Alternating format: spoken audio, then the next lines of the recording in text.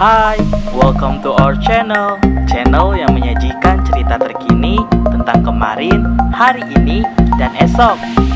Jangan lupa tekan tombol subscribe-nya dan aktifkan lonceng notifikasinya untuk mendapatkan cerita-cerita menarik lainnya.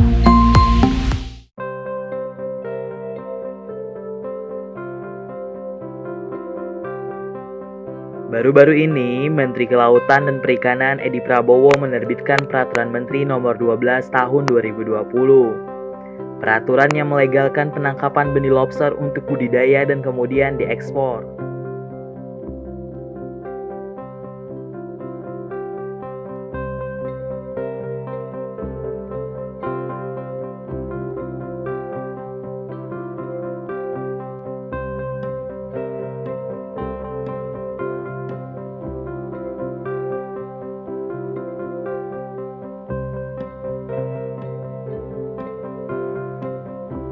Kebijakan ini mendapat respon pro dan kontra dari berbagai pihak loh. Salah satunya Suci Puji Astuti, mantan Menteri Kelautan dan Perikanan, yang menegaskan bahwa dirinya tak rela jika keran ekspor benih lobster dibuka kembali. Tenggelamkan! Dengan kata lain, ia tak sepakat dengan kebijakan Menteri KKP Edi Prabowo. Saya memang tidak rela bibit lobster diekspor. Saya rakyat biasa yang tidak rela bibit diekspor, ungkap Susi dalam akun Twitter pribadinya. Pasca keran ekspor dibuka sejak 5 Mei 2020, majalah Tempo edisi 6 Juli 2020 menulis bahwa KKP telah memberikan izin kepada 30 perusahaan loh, yang terdiri atas 25 perseroan terbatas atau PT, 3 persekutuan komoditer alias CV, dan 2 perusahaan berbentuk usaha dagang. Penelusuran Tempo menemukan 25 perusahaan itu baru dibentuk dalam waktu 2 hingga 3 bulan ke belakang. Wow.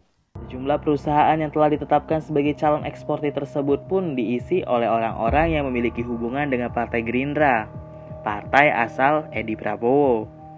Seperti Rahayu Saraswati Joyo Hadikusumo, legislator dari Partai Gerindra 2019 hingga 2024. Dan ayahnya Hasim Joyo Hadikusumo untuk perusahaan yang berbeda. Fahri Hamzah, mantan wakil ketua DPR sebagai pemegang saham salah satu perusahaan dan nama lain dari Partai Golkar. Ahmad Bahtiar Sebayang, wakil ketua umum Tunas Indonesia Raya Partai Gerakan Indonesia Raya atau Gerindra.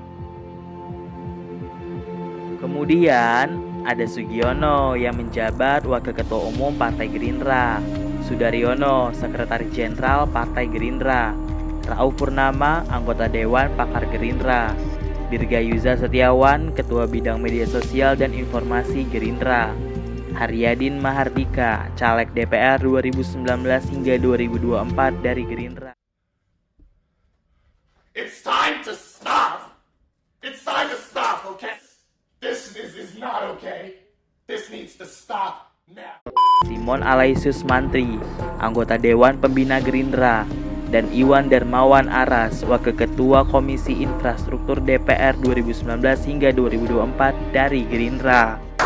Nah, itu tadi guys, nama-nama yang teridentifikasi terlibat dalam ekspor benih lobster dengan latar belakang beberapa perusahaan. Tenggelamkan! Pihak Indonesian Corruption Watch atau ICW pun menilai bahwa ada dugaan nepotisme di balik keterlibatan beberapa kader Partai Gerakan Indonesia Raya dalam daftar calon eksportir benih lobster yang telah diverifikasi oleh Kementerian Kelautan dan Perikanan.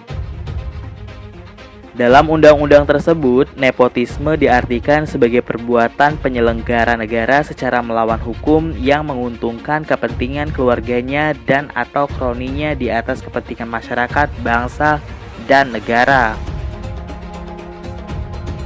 Menurut Edi Prabowo, proses pemberian izin benih lobster kepada perusahaan eksportir yang diduga terafiliasi dengan kader-kader partai politik bukan sepenuhnya keputusannya. Kebetulan ada korelasinya, tapi coba tanya ke sana. Tanya ada nggak pada saat mereka mendaftar, kemudian ada prosesnya, diikuti nggak proses-proses itu? Pengawasannya diikuti nggak? Dicek saja, saya nggak mau menjawab dan saya nggak mau berdebat. Saya baru tahu juga kalau itu ada, dan lihat semua dari 31-an, 26 yang sudah dipublikasi, ini akan terus bertumbuh. Berapa orang selain Gerindra ada? Gerindra paling mungkin yang ada korelasinya 2, tapi 31, 26 itu kan ada 24 lagi yang bukan ada hubungannya dengan saya.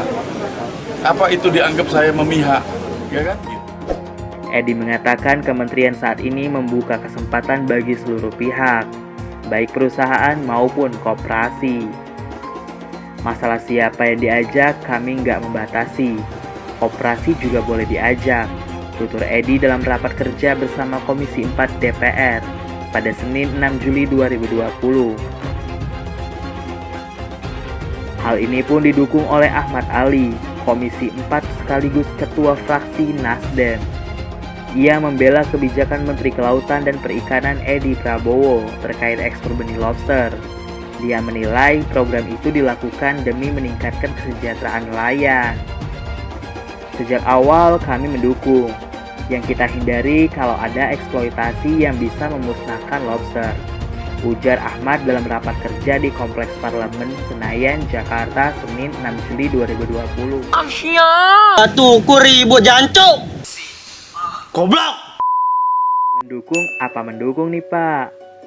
Gugatan manis pun muncul dari Koalisi Rakyat untuk Keadilan Perikanan atau KIARA. Mereka mendesak Presiden Jokowi untuk mencopot atau meresafel Menteri Kelautan dan Perikanan Edi Prabowo karena kebijakan ekspor lobster dianggap bermasalah.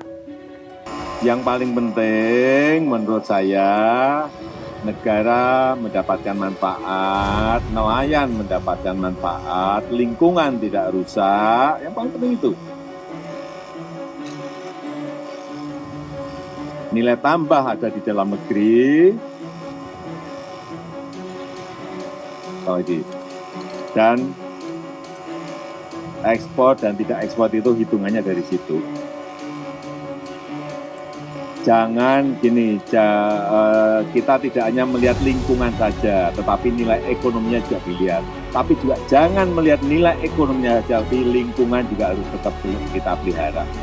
Keseimbangan antara itu yang penting. Bukan hanya bilang jangan, enggak. Mestinya keseimbangan itu yang diperlukan. Jangan juga aur-auran, misalnya semuanya, tangkepin semuanya diekspor, itu juga nggak benar. Saya kira pakar-pakarnya tahulah mengenai bagaimana tetap menjaga lingkungan agar benih lobster itu tidak diselundupkan, tidak diekspor secara aur-auran, tetapi juga nelayan mendapatkan manfaat dari sana. Ikan kontol. Ikan kontol. Nah, jika keran ekspor lobster dibuka untuk kepentingan rakyat atau kepentingan kelompok ya, kok banyak politikus yang terlibat? Semoga ekspor lobster ini merupakan tindakan yang dilakukan demi kesejahteraan rakyat ya, terkhusus lagi para nelayan lobster, bukan tindakan mencuri kekayaan alam kita ini dengan terang-terangan atas nama pemerintah. Gimana nih guys menurut kalian? Coba yuk ramaikan di kolom komentar. Jangan lupa tetap like dan subscribe ya untuk terus mendukung channel ini agar terus berkembang. All see you guys.